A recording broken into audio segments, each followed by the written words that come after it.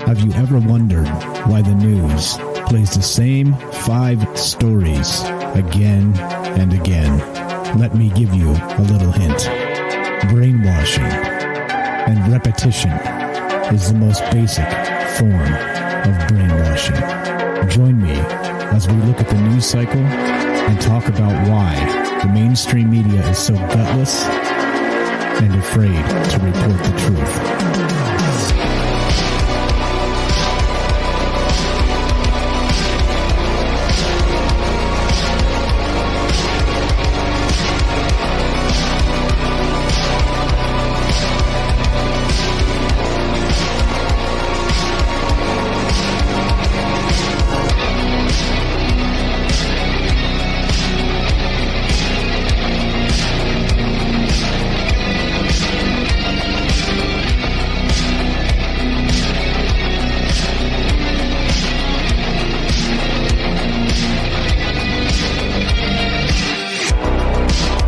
Happy Monday. Welcome to Troubled Minds News. I am your host, Michael Strange, and, well, this is a show where the conspiracy is the news. Or does it go that the news is the conspiracy?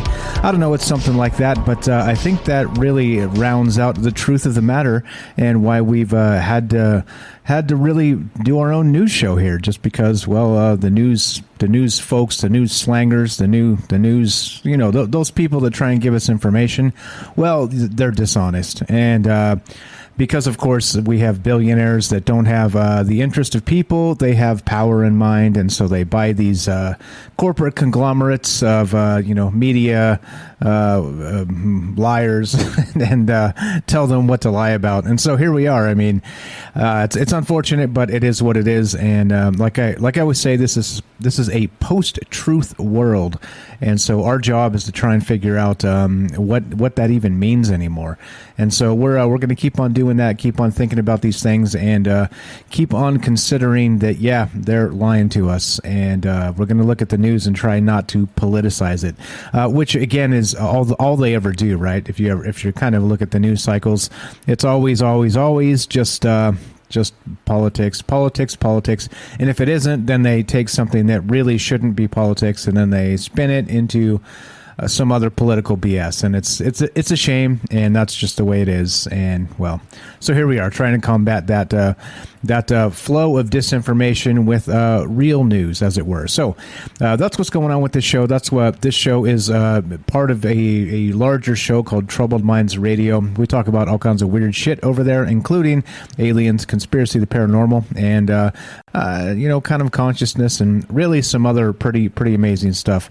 But we started doing news segments on that show a while back, and they just got larger and larger because there's too much to talk about. So, well, here we are doing our own news show, because why not, right? As Robert out there says, you don't need a TV studio, Mike. You got one right there. Yeah, sure do. Thanks to OBS and amazing people that create amazing software, we're able to emulates good quality production thanks to the hard work of other folks. So I don't mind standing on the shoulders of giants. Just let's not take the technology and abuse it, shall we? Let's not turn into more lying, dirty propagandists. Okay, so with all that said, that's what's going on with the show. We're going to talk about some news stories today, like we always do, and it's always current within several days here, just to make sure that you guys are not missing some things that maybe you shouldn't. So that's what's up. So also, by the way, we do this live. We've always done this show live. If you want to be part of the show, you can give us a call at 702-957-1037. That's 702-957-1037. You can also join the Discord at troubledminds.org. Click the Discord link, and it'll give you a direct invite. And everything you need is on troubledminds.org. There you go. That probably rounds us out, tells us what we need to know, and gets us to the start of this. Let us begin, shall we? This is from NPR, National Public Radio. Oh, one of my favorites. Government-funded propaganda. But interestingly, check this out. Yep. ESPN's Allison Williams explains why she's giving up her job over a vaccine mandate. That's weird. I mean, you'd figure, if you're a reporter for ESPN, probably have a decently high-paying job, good benefits, and, some clout that goes along with it. I'm told these are desirable jobs. And yet, And yet, she, is quitting over a vaccine mandate. And here we go. ESPN college basketball and football reporter Allison Williams has joined a small minority of workers who have quit or been fired from their jobs over a vaccine mandate. Quote, I have been denied my request for accommodation by ESPN and the Walt Disney Company, and effective next week, I will be separated from the company, she said in a video posted to Instagram on Friday. And it's a shame, right? This is again the world we're living in, and she even requested accommodation, and they denied this. And okay, let's read a little bit more. ESPN's parent company Disney had announced a vaccine mandate over the summer with a deadline of this Friday, October 22nd. In early September, Williams shared on Twitter that she decided not to get a COVID-19 vaccine while she and her husband were trying to have a second child. Quote, taking the vaccine at this time is not in my interest, she wrote. The CDC has urged people who are pregnant or might become pregnant to get vaccinated, saying there is currently no evidence showing COVID-19 vaccines cause fertility problems and no data pointing to an increased risk of miscarriage among people who received an mRNA vaccine during pregnancy. Okay, there's that. Let's see what she has to say. Let's see if this is too long. Let's play the video itself and hear in her own words how she describes this. So I know I've been a bit mum since releasing the statement I put out a few months ago now regarding my decision to not receive the COVID-19 vaccine. I just want to give everybody an update on my situation with ESPN. And a great producer once told me, don't bury the lead. So I have been denied my request for accommodation by ESPN and the Walt Disney Company. And effective next week, I will be separated from the company. First of all, thank you, everyone who reached out and texted, emailed, called, messaged me. I can't tell you how much light it brought in a really dark and difficult time. And I've also had a lot of people, and women in particular, reach out and share their stories in regards to fertility and getting the injection. And to the women who got it and have had and are having successful pregnancies and have babies in their arms, I'm beyond thrilled for you. Congratulations. That's amazing and terrific. And I believe you. To the women who have reached out and shared their experiences of getting the injection and subsequent miscarriages, menstrual irregularities, periods after menopause, I am so sorry that is your experience. And I pray for you, and I believe you. Belief is a word I've been thinking about a lot lately, because in addition to the medical apprehensions regarding my desire to have another child in regards to receiving this injection, I am also so morally and ethically not aligned with this. And I've had to really dig deep and analyze my values and my morals. And ultimately, I need to put them first. Okay, I think that's probably enough. If you want to watch it, you guys have the link. As always, you know me. In an effort of transparency, which is what nobody ever does anymore, I actually share my links and my sources and where I get information. I'm not just making shit up. So here we go. This is from NPR, National Public Radio, and this is unfortunately Allison Williams of ESPN asking for an accommodation on the COVID-19 vaccine because she's trying to have another child, and she thinks that it may be detrimental to that effect. And of course, because the CDC says no, that's not a thing at all, well, then she's just expected to, either take it or get fired. And so she's deciding to get fired. And interestingly, I was talking to a friend of mine not too long ago, and he's saying that he works as a police officer and had an unfortunate incident, got let go from his job. But it turns out that, meaning nobody got hurt, everybody's fine. It wasn't like that. It was some stupid administrative thing. But he was saying that it kind of doesn't matter because apparently a ton of police officers are also quitting because of the vaccine mandates. And they're like, nah, no thanks. So people are literally just retiring or quitting. And there's these huge, the police departments were actually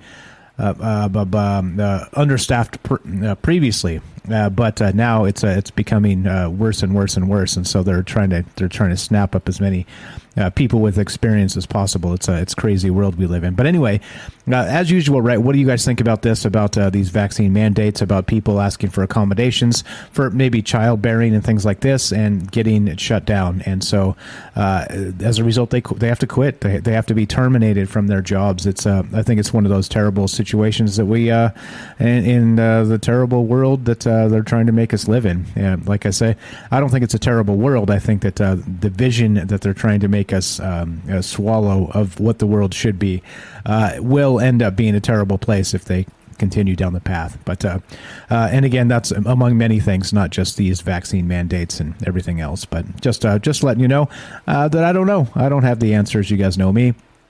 It's up to you. What do you believe? And here's some more information for you. So there you go. All right. So as you know, you can be part of the show if you have comments on this, questions, or anything else. We're watching the phone lines, watching the Discord. Actually, am I in the Discord? Yes, I am right now. There we go. And if you want to be part of the show, 702-957-1037. That's 702-957-1037. And let's keep on trucking, shall we? Let's go to space.com. Space.com, one of those great ones where it's more and more difficult to politicize news from space.com, but they find a way to do it anyway. So here we go. This is from an asteroid just zipped past Earth, closer than the moon's orbit. Dun, dun, dun. And of course, right, you say that and it's like the headline, the clickbait. Oh no. But then the subheadline is, there was never a threat to our planet. Right. But if they put there was never a threat to our planet, then, well, you know, there wouldn't be a headline at all, would there? Nobody's interested in that. A bus-sized asteroid made a harmless close pass by our planet on Sunday, October 17th. Asteroid 2021 TG14 passed by Earth at a distance of roughly 155,000 miles. That's well within the orbit of our moon, which orbits at an average distance of nearly 239,000 miles. NASA is always interested in close passes like this, just in case astronomers can get some valuable telescope time for a rare close-up glimpse of a small world. Asteroids are leftover fragments from the early solar system, when our neighborhood was a collection of icy and stony small objects before the planets were formed. Yes. I like to point these out because this is clickbait. This is science clickbait. This is as they continue to do, right? Like I said, it's pretty tough to not have new asteroid close passes happening in the news like twice a week. It's like, apparently it still makes money because people go, oh God, is this the end? Is this the Armageddon? Is this the time? Is it time to start praying or start digging the bunker? I don't know. But it is notable that, I always say the Daily Mail and places like this, they always sensationalize any kind of asteroid that flies by, and it's like, oh my God, it's super close. It's closer than the moon, and we're all going to die. And then like, oh, I'm just kidding. We're not all going to die. It just whizzed by, and it was all fine. Yeah, anyway. So as you know, NASA's tracking all this stuff and trying to make sure that we don't get hit by a big one. And there's weirdness to this as well, because you can only track so many of them. And if something comes from behind the sun, we're going to miss it because, well, it's the sun's in our eyes, literally, telescope-wise and everything else. And we haven't cataloged every single rock in space. So, well, there's always a risk of this. And it happens from time to time when, like a meteor punches through your house and lands on the pillow next to you, which happened last week to some lady, which seems terrifying. But, things like this happen. But interestingly, as always, right, there's the clickbait of an asteroid just zipped past Earth closer than the moon's orbit. But there was never a threat to our planet. So there you go. Never a threat. Do not be afraid. And, let's keep on trucking. There you go. What's up? James says in the chat, news. Yes, can't have news without fear porn. Yeah, amen. Amen to that. You got to be scared. If you're not scared, you ain't watching the news. And if you're watching the news and you ain't scared, they ain't doing their job. They got to ratchet it up. All right, let's keep on trucking. There's more here. There's speaking of like the solar system and some interesting stuff. This is pretty cool. This is from phys.org, phys.org. Astronomers' research suggests magnetic tunnel surrounds our solar system. A University of Toronto astronomers' research suggests the solar system is surrounded by a magnetic tunnel that can be seen in radio waves.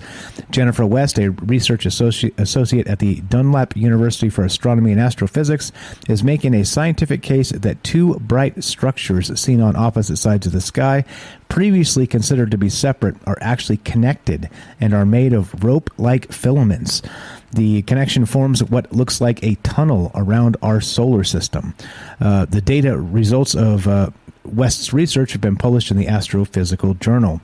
She says this: if we were to look up in the sky, we would see this tunnel-like structure in just about every direction we looked.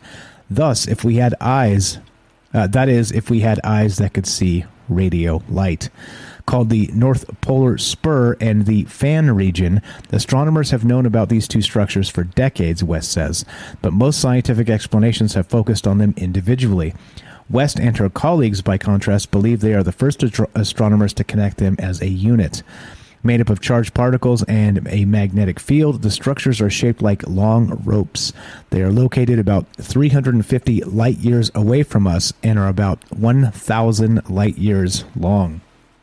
That's big. That's long. That's significant. Quote, that's the equivalent distance of traveling between Toronto and Vancouver 2 trillion times, West says. Wow, Toronto and Vancouver. I don't even know where those are. No, I'm just kidding. It's clearly Canada. But other than that, I mean, I don't know how. There's no reference. Come on. You got to help us Americans out. Throw us a bone. Anyway, West has been thinking about these features on and off for 15 years, ever since she first saw a map of the radio sky. More recently, she built a computer model that calculated what the radio sky would look like from Earth, as she varied the shape and location of the long ropes. The model allowed West to build the structure around us and showed her what the sky would look like through our telescopes. It was this new perspective that helped her match the model to the data.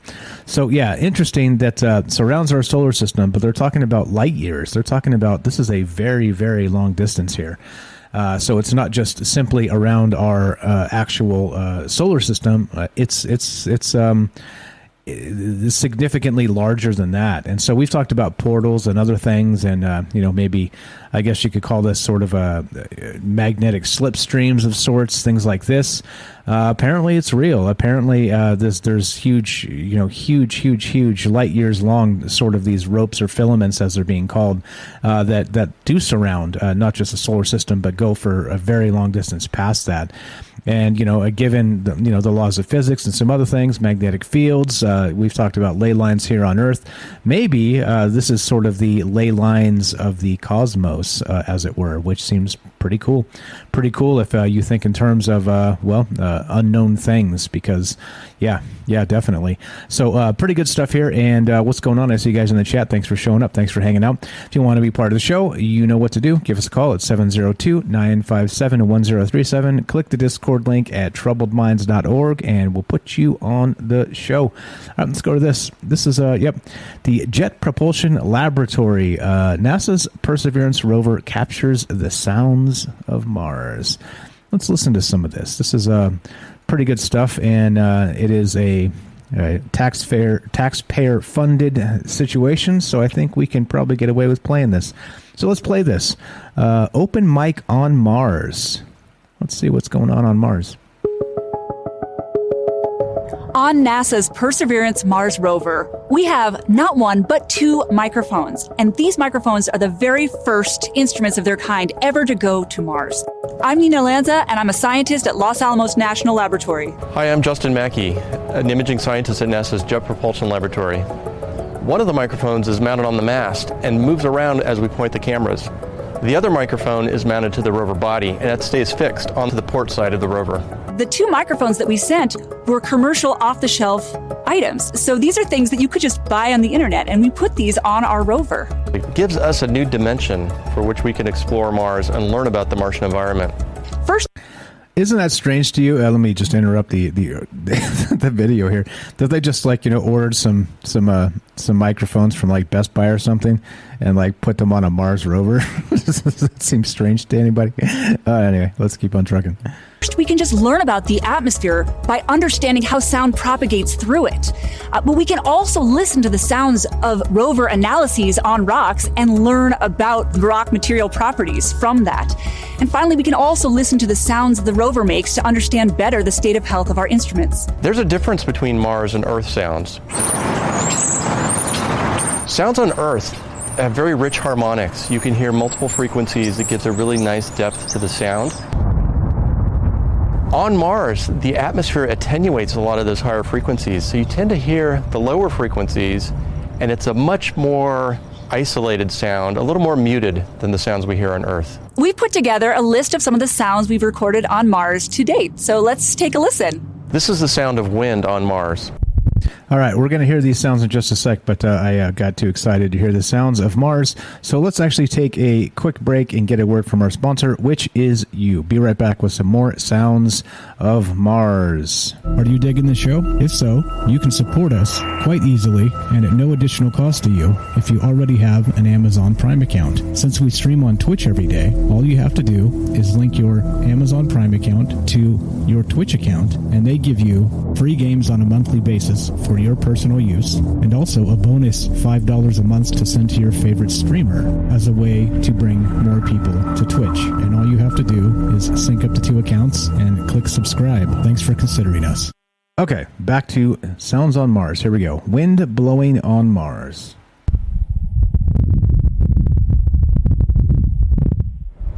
For the first time, we can hear the wind blowing across the surface of Mars to go along with all of the images that we've acquired of dust devils and dust storms over the many years of exploration on the surface. This is the sound of the rover driving on Mars.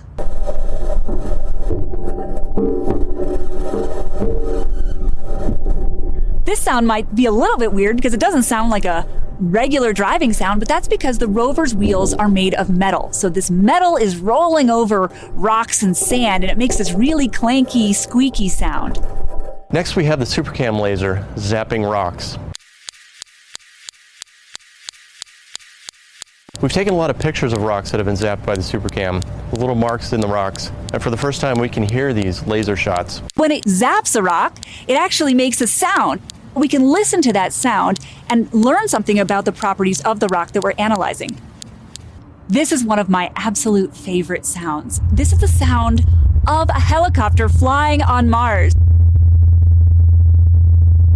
Oh, snap. We used this sound to actually understand the propagation of sound in general through the Martian atmosphere. And it turns out that we were totally wrong with our models. The Martian atmosphere can propagate sound a lot further than we thought it could. We've all seen these beautiful images that we get from Mars, but having sound to be able to add to those images, it makes me feel like I'm almost right there on the surface. Yeah, thanks, NASA. Good stuff. I like to hear those the audio stuff from Mars and the rest of this because, well, why not? If this is like they're telling us, then we're hearing sounds from wherever it's happening. There's some weirdness to this, so that's what's going on. I don't know. Pretty good stuff. I like that this is happening with NASA and with the rovers on Mars and this stuff. I don't know. What do you guys think? Again, some people believe that this isn't space at all. That this is the Nevada desert or somewhere in Canada or something like this, right? And they're faking it, or I don't know. I'm not that guy. I don't believe those things. I think just a note on that type of stuff is that there seems to be a I don't know, like this conspiracy.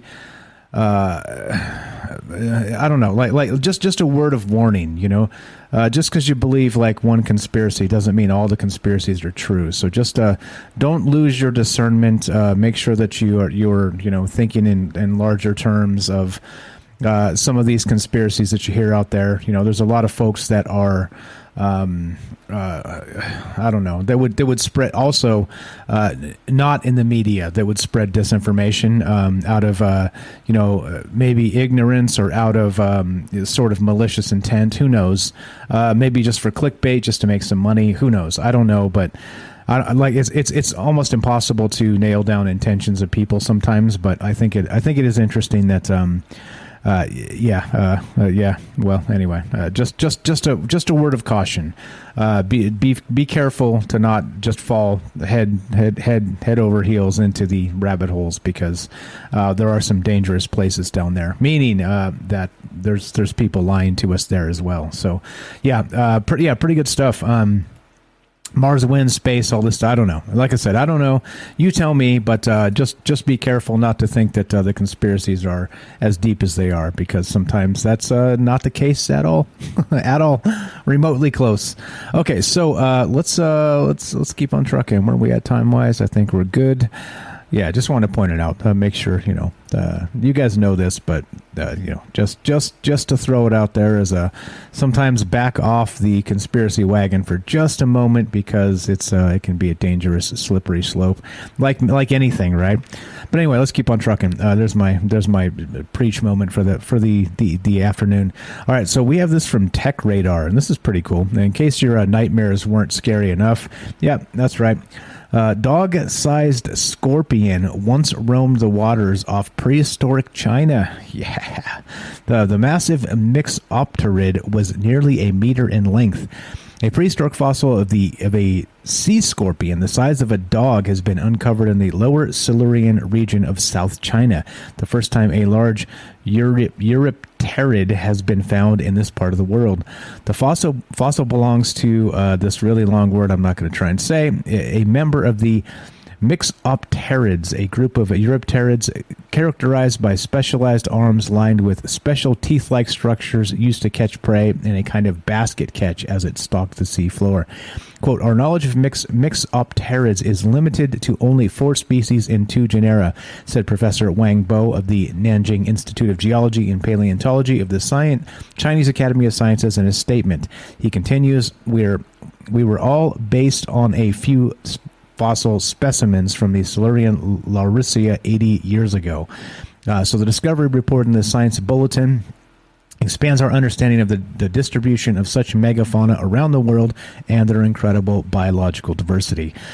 So this particular sea scorpion, dog-sized scorpion, was described as being a meter in length with particularly enlarged prosomal limb characterized by a unique arrangement of spines. It stalked the shallow waters off the primordial supercontinent of Gondwanan, which was one of the 2 pieces of the ancient singular landmass of Pangaea after it broke apart. It is believed to have lived between 443 million and 419 million years ago. Quote, our knowledge of these bizarre animals is limited to only 4 species and 2 genera. Already read that. Okay. Anyway, like I said, just in case your nightmares weren't frightening enough, now you have a sea scorpion the size of a dog that I'm sure would be kind to people. What's up, guys? I see you in the chat. Thanks for hanging out. What's going on?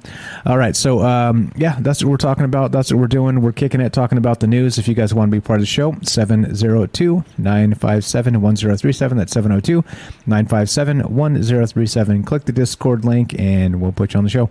All right. Let's go to this newscientist.com. Now, this is another pretty cool site. This is one of the ones that is a little more difficult to politicize, and they're kind of out there with some of the stuff they report, so I love it. So, why not? If you're going to be out there, let's be out there. Okay, headline is this. Can Einstein's forgotten theory of space solve the cosmology crisis?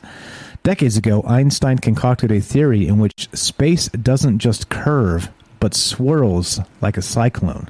Now it is making a comeback because it could fix several of the biggest problems in cosmology.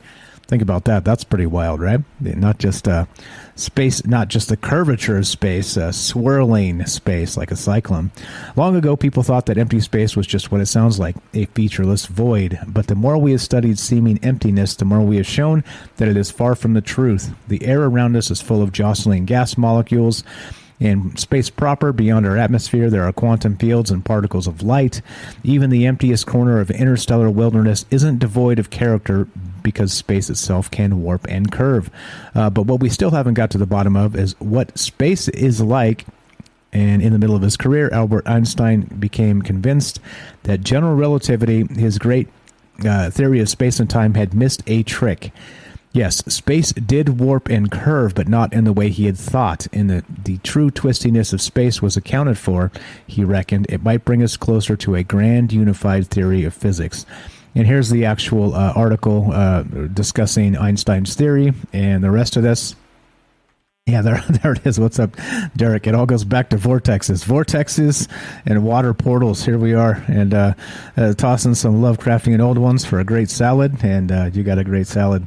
But interesting that this is one of those ones that doesn't get a lot of play because as usual, the science decides what they're going to run with and what they're not going to run with, right? But this in particular, right, we're talking about one of the great minds of humanity, which was Albert Einstein, that was able to sort of close his eyes and dream of these places and sort of derive what they were.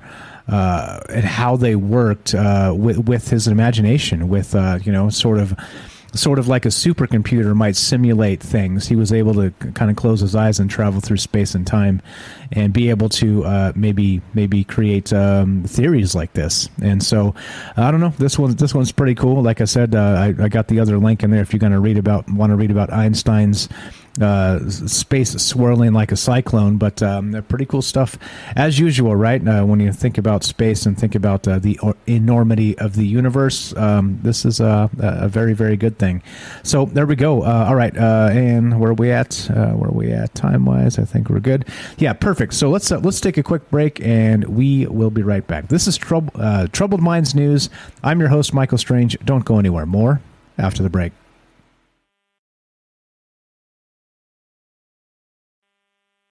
All right, welcome back to Troubled Minds News. I am your host, Michael Strange, and let's keep on trucking. Let's do this.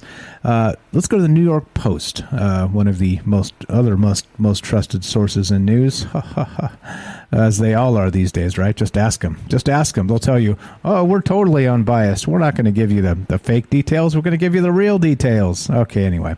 Notably, this is kind of more we talked about this a couple months back, actually, how a lot of these billionaires get preferential treatment from the press because, well, of course, they're paying the bills, right? They're paying salaries of lots of people. They own conglomerates in media companies, things like this, right? MSNBC. Clearly, MSN is Microsoft Network of the NBC thing. MSNBC, right? MSNBC. Anybody ever watch the Howard Stern movie?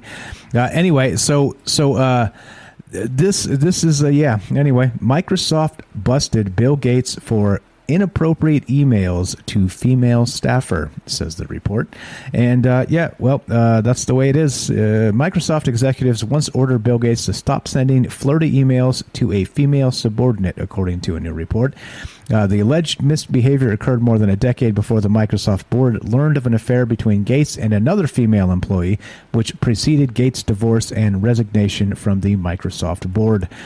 Gates allegedly sent the frisky emails to a mid-level female Microsoft employee in 2007. While she was working as a full-time employee, the Wall Street Journal reported on Monday. He also reportedly asked her to meet up outside work hours and off the Microsoft campus. In 2008, other Microsoft executives found out about the alleged emails and met with Gates, according to the report. At the meeting, then General Counsel Brad Smith and then Chief People Officer, really?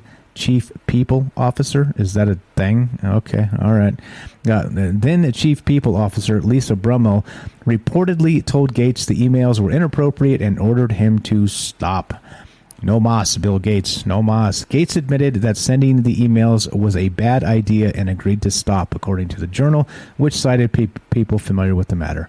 There you go. There's then Chief People Manager Lisa Brummel. The board reportedly decided against further action because Gates did not have physical contact with the employee. Okay, well, I mean, like I said, it is strange that after so many years, the Bill Gates thing, like I said, the press has a way of covering for these people because they do pay the bills. I mean, for instance, Jeff Bezos bought the Washington Post, and then democracy died in darkness because he said so. And that's basically how this shit works, right? It's like the political spin, and they fake shit, and they make omit details and try and tell you a bunch of BS that isn't true, and of course cover for the bosses, and the bosses in this case would be that's right, Bill Gates. So the notable thing about this in my mind is that not too long ago, maybe it's been a couple months now, but we were talking about it on this show, is that Bill Gates has been apparently a dirty dog for a long ass time, and it's just now sort of kind of leaking out, right? It's not like what was he was he a friend of Epstein's? Maybe, I don't even know, right? I'm not going to get into that because I don't know those details, but it's one of those situations where I think that's why he got a divorce, something like this, right? Because he's been a dirty dog for a long time. And so I don't know, right? This is part of the world we live in, where if you got tons of money, everybody blocks for you because you're paying the bills, you're writing the checks, and so nobody wants to take down the guy writing the checks because then the checks stop flowing. You see, and so we're supposed to believe that this world we live in is some sort of chaste place. And people have are doing the right thing because there's the right thing to do, right? Yeah, sure. Yeah, exactly right. Let's see. There you go. Someone forgot to tell someone that the proper word is personnel. Yeah, right, or something, or I don't know. It seems like that's a funny term, or human resources. Exactly. Yeah, I don't know. People manager, or what was it called? I'm sorry. It's too funny. We have to say it again. Then General Counsel Brad Smith, and then Chief People Officer. Chief People Officer. All right. Well, if anybody's a people officer out there, let me know, because I'd love to hear what a people officer does, other than block for Bill Gates. But anyway, again, this is a long list. If you now here's an interesting. I haven't done it myself. Okay, but I would suggest this is probably the case. All right. Now, if you try to search for some of the Bill Gates bad behaviors, I'll bet you sneakily they're bumping them down the search indexes, right? So as you know, right, they can cover up things when they don't want them to be in your face. So it wouldn't surprise me if a lot of this reporting kind of just gets pushed down to the bottom, and you have to search forever to really find any legitimate articles or reporting about this. That's just the way the world works, right? You sweep it under the carpet because they're paying the bills, and you move on. And they just continue being monsters and treating people like commodities and like pieces of meat and all the rest of this stuff, and anyway, so on and so forth. If you want to be part of the show, you got comments on this or anything else, 702-957-1037, or you can just click the Discord link at troubledminds.org and hop in the caller queue, and we'll put you on the show. Let's see. Yeah, I agree. I've never heard people officer used as a position. So I don't know. It seems like whatever. I kind of don't care. Well, these guys are a-holes, so whatever. Oops, that's not what you want to see. Let's go there. Let's do that instead. All right, let's go like this. Continue trucking. Let's keep on trucking. Let's go to phys.org. Yeah, here's a good one. Death in space. Here's what would happen to our bodies. Yeah, now we're talking, right? As space travel for recreational purposes is becoming a very real possibility, there could come a time when we are traveling to other planets for holidays, or perhaps even to live. Yeah, commercial space company Blue Origin has already started sending paying customers on suborbital flights, and Elon Musk hopes to start a base on Mars with his firm SpaceX. This means we need to start thinking about what it will be like to live in space, but also what will happen if someone dies there. After death here on Earth, the human body progresses through a number of stages of decomposition. These were described as early as 1247 in Song Si's The Washing Away of Wrongs, essentially the first forensic science handbook. First, the blood stops flowing and begins to pool as a result of gravity, a process known as livor mortis. Then the body cools to algor mortis, and the muscles stiffen due to uncontrolled buildup of calcium in the muscle fibers. This is the state of rigor mortis. Next, enzymes, proteins, which speed up chemical reactions, break down cell walls, releasing their contents. At the same time, the bacteria in our gut escape and spread through the body, blah, blah, blah. Okay, anyway, what happens in space? Well, the different gravity seen on other planets will certainly impact the livor mortis stage, and the lack of gravity while floating in space would mean that blood would not pool. Inside a spacesuit, rigor mortis would still occur since it was the result of the cessation of bodily fluids, and bacteria from the gut would still devour the soft tissues.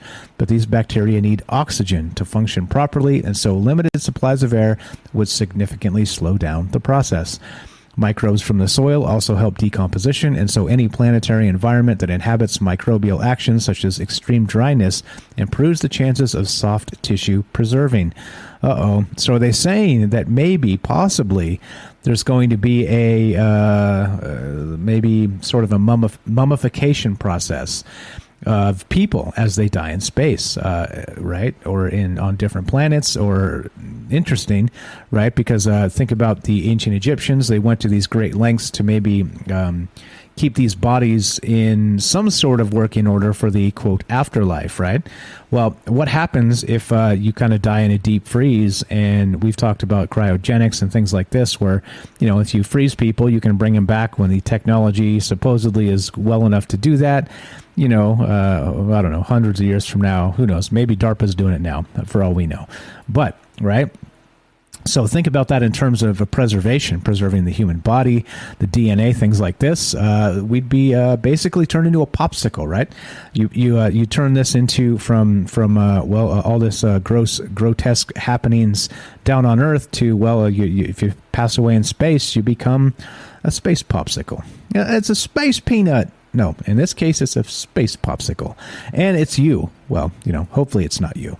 Hopefully it's not anybody. But you get the idea here, is that different things happen when you remove humans from the Earth. And so, yeah, there's some weirdness to this. But notably, again, and Night Stalker, space ghosts. There you go. That's another good one, too. If you haunt a particular area when you pass away in space, what is it? Would it be a nebula or a solar system or the asteroid belt? Oh, space ghost. What's up, guys? Yeah. All right. So anyway, we're going to keep on trucking, talking about weird stuff and weird news like we always do. And if you want to be part of the show, 702-957-1037. Click the Discord link and we'll put you on the show. All right. Let's do a quick break. Word from our sponsor, which is you, by the way. And let's go. No corporate interests are part of making this this show. Sponsor is you. Be right back. Are you digging the show? If so, you can support us quite easily and at no additional cost to you if you already have an Amazon Prime account. Since we stream on Twitch every day, all you have to do is link your Amazon Prime account to your Twitch account, and they give you free games on a monthly basis for your personal use, and also a bonus $5 a month to send to your favorite streamer as a way to bring more people to Twitch. And all you have to do is sync up the two accounts and click subscribe. Thanks for considering us. Okay, let's keep on trucking. We got Scientific American. This is an opinion piece, and it's pretty fantastic. This is from October 13th. Planetary defense is good, but is planetary offense better? It seems like you should rip some music out, you know, with some burr, burr, burr, burr, burr. Planetary offense. Get them, right? Less than 8 years from now, on Friday the 13th, April 2029, a 370-meter wide asteroid called Apophis will pass by the Earth, coming nearer to our planet than geosynchronous satellites. But despite the calendrical bad omen, this will be a lucky day. Apophis will not strike our planet, this time, anyway. Its orbit ensures Apophis will visit us again in 2036, 2051, 2066, and so on. In 2029, though, this asteroid's passage will instead be a cosmic close shave, the equivalent of a speeding bullet brushing against the hairs on your head, in which the bullet carries the equivalent impact energy of all the world's nuclear arsenals combined. Yeah, it sounds hot, doesn't it? That sounds like a fantastic movie in the making. Such dangerous liaisons are shockingly frequent. On September 30th, 2054 and September 23rd, 2060, an even larger asteroid packing an even more potent wallop, the half-kilometer wide Bennu, that was recently discovered by NASA's OSIRIS-REx spacecraft, will also swoop close to Earth. Neither Bennu nor Apophis are large enough to be existential threats. Their impacts could destroy cities and devastate geographical regions, but would not send humanity spiraling into extinction like the 10-kilometer wide impactor that snuffed out the dinosaurs some 66 million years ago. Still, these asteroids remain especially worrisome because the further into the future we look, the harder it becomes to know with certainty whether or not any particular encounter will result in a disastrous impact event. Okay, anyway, the funny part about this is, what's better than a good defense? The old football adage goes. The best defense is a good offense, actually, is how it goes. And so what they're talking about is being able to shoot nukes at these things, which we've talked about in the past, right? Is that they're now describing, computer models are saying that if we shoot a nuclear warhead at these things and hit them before they hit us, it would actually sort of serve to vaporize them, at least in a manner enough to cause, you bust the big rock into a bunch of tiny rocks, and then a bunch of tiny rocks burn up in the atmosphere, and you're good to go, right? So yeah, I mean, the best defense is a good offense. That's how the saying goes, isn't it? So. Yeah, I don't know. You tell me. I have no idea. But this, why not, right? I mean, why not? I mean, if we're talking about shooting things in the sky, why not? Because, yeah, may as well do it with nukes. Yeah, well, what can you do? All right, we're going to keep on trucking talking about this, and let's see. What else do we got? Let's see. Yeah, there you go. What goes up must come down. Yes. All right. So this is from thenextweb.com. This is pretty good stuff. Classical physics make time travel impossible. But what about timeless travel? Uh-oh. A pair of scientists from the UK recently published a preprint research paper discussing the theory of a universe with no beginning. Imagine it. Our universe has always existed. The Big Bang either never happened or it was simply another event in the infinite history of itself. On the surface, it sounds counterintuitive. According to the researchers, a quantum physics paradigm called a causal set structure makes it possible for the universe to exist beyond its perceived origin. Yeah. Per the duo's paper, did time ever begin?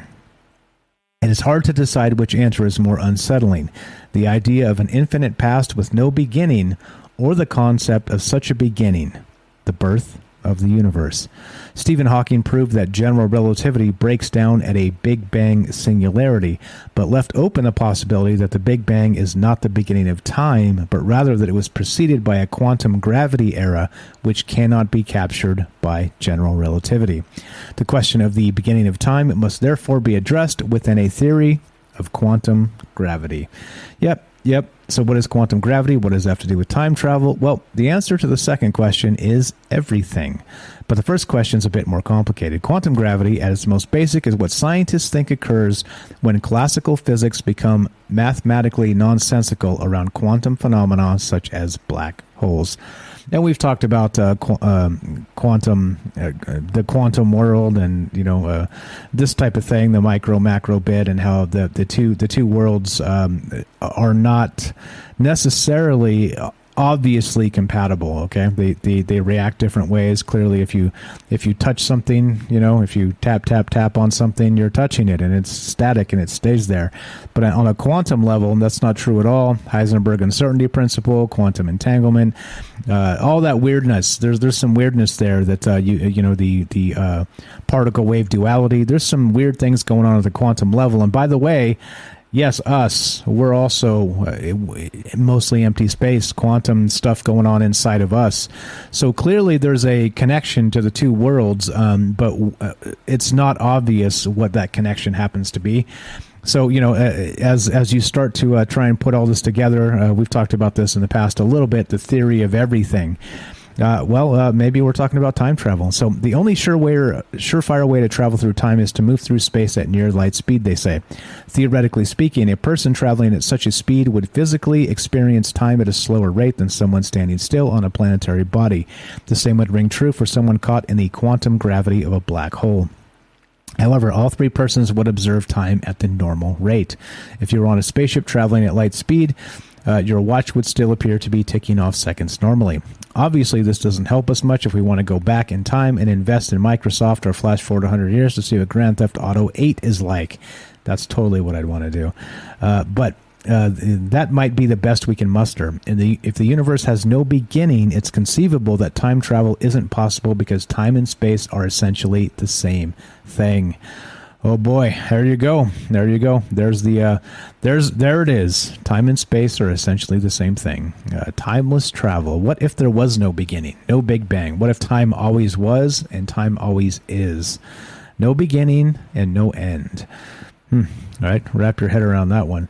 All right, anyway, let's go back to space, a little less mind-bending, and go to phys.org, back to phys.org.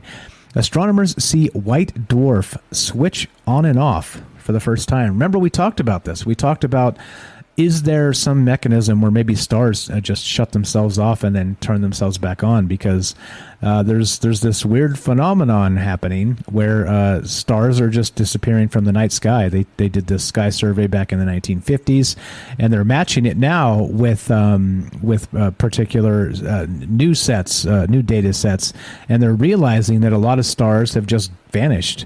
They estimated somewhere in the range of 800 of these stars are gone from about a tenth of the visible sky, the visible universe from Earth.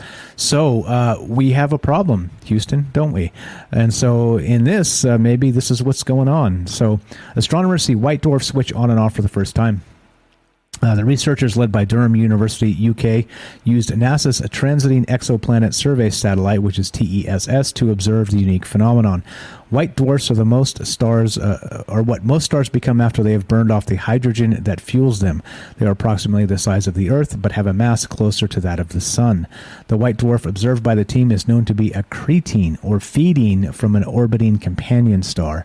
With the new observations, astronomers saw it lose brightness in 30 minutes, a process only previously seen to occur in accreting white dwarfs over a period of several days to months. The brightness of an accreting white dwarf is affected by the amount of surrounding material it feeds on, so the researchers say something is interfering with its food supply. They hope the discovery will help them learn more about the physics behind accretion, what objects like black holes, white dwarfs, and neutron stars feed on surrounding material from neighboring stars. So interesting. As usual, we'll keep an eye on this as they crank these papers out and talk about stuff and discover weird shit, because this is weird shit. And maybe this can help explain why stars are just disappearing from the night sky. Maybe they're going to turn on again soon. Hopefully. Cross your fingers. But pretty weird stuff with this. And what does that look like? What does that mean? Well, only time will tell. And so let's keep on trucking. You want to be part of the show? 702-957-1037. That number's persistent, by the way. So if you are listening to an archive of this at some point and you want to have an idea, you want to call and share it, please do. You can leave us a voicemail and we can play it on the show. All right, let's keep on trucking. There's more. There is more. There's always more, isn't there? All right. Let's see. Wow, so many ads. Oh my goodness gracious. On the Daily Mail, so many ads. These guys are just... Okay. Anyway, let's go to this. Yeah. Scientists discover limestone rocks in Italy that confirm the Earth's poles wandered 12 degrees nearly 84 million years ago. Yeah, that's right. But the planet corrected itself and snapped back into place over the next 5 million years. All right, now think of this in terms of we've talked about the actual poles kind of wandering now, and so the question is, are they going to snap back, or are they going to keep on wandering to the pole shift, right? Which a lot of the conspiracy world is freaking out about, so they can sell you what are they selling? Food kits, right? I'm sure you having 2 to 3 buckets of these food kits will save you from a pole shift. Anyway, just using some common sense here. But Earth's Earth's hard outer shell wobbles over the eons have occurred to an extent much greater than previously thought, according to a new report. Researchers led by geologist Joe Kirschvink at Tokyo University's Earth Life Science Institute, the ELSI, found evidence in Italy that the Earth's crust tilted 12 degrees south about 84 million years ago. 12 degrees is pretty significant, by the way. That might not seem like a lot, but would have been more than 1,000 miles, enough to push New York City to where Tampa, Florida is now. Imagine looking at Earth from space. Kirschvink said in a release, true polar wander would look like the Earth tipping on its side, and what's actually happening is that the whole rocky shell of the planet, the solid mantle and crust, is rotating around the liquid outer core. Kirschvink and his team analyzed paleomagnetic data from pink Scalia Rosa limestone found in central Italy's Apennine Mountains, which was created in the Cretaceous period between 145 and 65 million years ago, when T-Rex roamed the planet. Give me more T-Rex, because why not? Hell yes. The region crosses the boundary of a major geomagnetic reversal known as the Cron 33R33N transition about 80 million years ago. And if you look at the graphic here, it gives you an idea of how far this tipped before it snapped back. And again, notably, look at the time frame. They said it took 5 million years to correct itself. So it wandered 12 degrees nearly 84 million years ago, but it corrected over 5 million years. So if this is the type of scales we're looking at, we probably don't have to worry about too much, do we? I mean, 5 million years. I think probably only Bill Gates and Elon Musk will live that long. But yeah, for us, I don't know. What's up, Jay? Gloom and doom. Yes. Don't forget to buy your Patriot buckets of food that will outlast a pole shift. No, I'm just kidding. All right, let's there we go. Let's keep on trucking and finish this sucker up. This is from the Register. The Register. TheRegister.com. Think your phone is snooping on you? Hold my beer, says Basic Physics. And yes, you're going to see why. Last week's story of a researcher picking up and decoding the wireless emissions of an Ethernet cable is mildly interesting. It was the most labby of lab-based demos, with every possible tweak applied to maximize the chances of it working. It's not even as if it's a new discovery. The effect and its security implications have been known since the Second World War, when Bell Labs demonstrated to the U.S. Army that a wired teleprinter encoder called SIGTOT, SIGTOT, was vulnerable. It could be monitored at a distance, and the unencrypted messages extracted by the radio pulses it gave off in operation. Here's that paper, by the way, also on the Register.com, where they talk about this. LAN traffic can be wirelessly sniffed from cables with a $30 setup, says researcher. And yep, exactly. There it is. Weirdness, right? Basically, the surveillance state is what it is, and not only that, it's growing and getting bigger and more bulbous, and more ubiquitous, let's say. And so this is just another way of, well, they're saying this has been a thing all along. It's always been a thing. And you can wirelessly sniff from cables, LAN traffic, right? Which is just like an Ethernet cable. So you don't even need to pick up a Wi-Fi signal. If everything's wired, you're able to pick up this data anyway and decode it. And So anyway, you get the idea here. There's a lot. If you want to read these articles in their entirety, that's why I link them so you guys can check it out and dig into this if you want to. There's a lot. As usual, there's a lot regarding this stuff because it's not so simple as just, you read the headline and that's it. I mean, that's what they want us to think and they want us to believe so that they can, feed us BS headlines and we have to believe it. But things are more complicated than that. Things are more difficult than that. Things are not necessarily like they're trying to tell us, and so that's why we do the news like we do it. And so there you go. I don't know. What do you guys think about that and everything else? As you know, like I said, the phone number is persistent. If you guys have comments on this or anything else, join the Discord. Lots of fine people over there. TroubledMinds.org, 702-957-1037. And been working around the clock here trying to get some things out. Got another Midnight Mass video coming.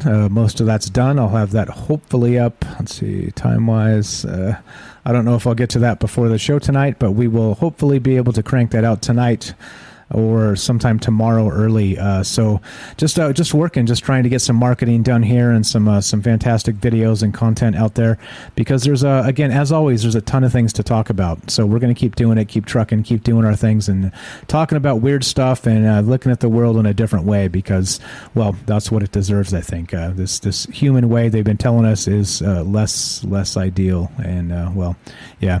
So there we go. Yep. Let's see. Jim Baker's buckets. Yeah, right? Yeah, don't forget to buy the Patriot buckets, because, they'll survive your pole shift and the asteroid impact. So anyway, we're about to get out of here. So tonight, I believe, are we still doing this? We got James and Derek in the chat there. Are we still doing Midnight Mass tonight after Troubled Minds? Can we get a hell yeah if you guys are still into that? We've got to get episodes 4, 5, 6, 7 and recap that. And really, this shit went off the rails if you guys missed it. So last week we did, on Monday, we did with Derek and the Night Stalker and James of Salcedo Paranormal. We did the first 3 episodes of Midnight Mass, kind of discussing how the story begins to develop.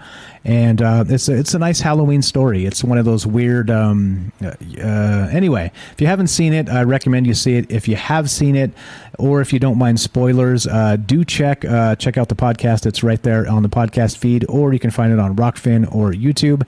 And there's a lot to talk about, because the first 3 episodes sort of set it up, and the next 4 are just hitting home run after home run. So it kind of goes off the rails and turns into a monster movie of such. So if you're into that, we'll be doing that tonight after Troubled Minds. So coming up tonight's Troubled Minds at 7 p.m. Pacific, per usual. And then after that, we will have maybe approximately 30 minutes after Troubled Minds ends, about 10 p.m. We will do about approximately 10:30 Pacific time. We will begin talking about Midnight Mass. We'll have Night Stalker. We'll have James of Salcedo Paranormal, and I believe Rohan's going to be in as well. So that's what's up. That's what we're doing tonight. So if you guys are into that, well, I'd love to see you there. And let's wrap this up. Let's finish. As we finish, you guys know the drill. What is the drill? I don't know the drill. Maybe you do. We'll be back. The bad news is we're done. The good news is, well, God willing, we'll be back in about 2 hours and 49 minutes for a Troubled Minds episode. And then after that even, Monday's Marathon Day, we will then have, the final discussion of the last 4 episodes of Midnight Mass with Night Stalker and James of Salcedo Paranormal. And we'll be talking about amazing things tonight. So as usual, please spread the word if you want to support the show. There's 1,000 ways to do it. Free ways as well. Join the Discord, spread the word. Word of mouth still helps in this digital day and age. And let's get the hell out of here. So as we finish, this is Troubled Minds News. I'm your host, Michael Strange. We'll be back tonight, 2 hours and 49 minutes from now. More Troubled Minds coming at you. Don't miss it, 7 p.m. Pacific. And then after that, discussion about Midnight Mass on Netflix. So there it is. Let's get the hell out of here. Let's do it. You guys are the best. Thanks for hanging out. Thanks for being part of this. Thanks for caring. And we'll see you tonight. Have a great afternoon.